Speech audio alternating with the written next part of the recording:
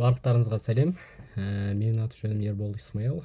Мен Әсел апайдың алдыңғы жылғы 2022-2023 жылғы оқушысымын. Әсел апай мұғалімдік тұрғыда өте білікті маман. Онымен қатар өзінің креативностімен ол кісі барлық адамдардан ерекшеленеді. Яғни мұғалім болып жаратылған адамдар болады ғой өзі. Сондай керемет жан.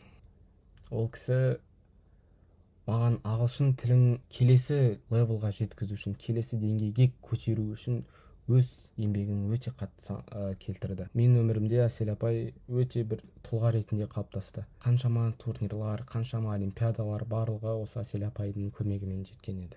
Әсел апай мотиватор және де наставник.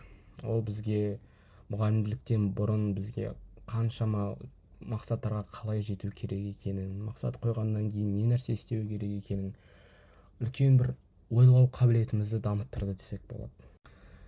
Менің өмірімде Әсел апайдың рөлі мұғалім ғана емес, жанымда жүрген дос ретінде маған көмектескен, қиын сәтте мені алдыға қарай тартқан. Әсел апайдың арқасында, Әсел апайдың білімінің арқасында мен қазір ағылшын тілінде өте еркін сөйлей аламын.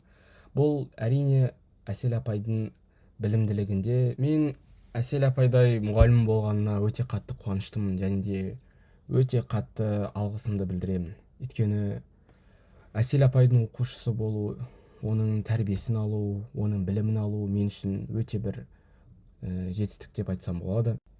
Әсел апай, сізге үлкен рахмет. Ұмытылмас сәттерге, берген біліміңізге, істеген еңбегіңізге. Сіздей адамды мен өз өмірімде кездестіргеніме өте қатты қуаныштымын.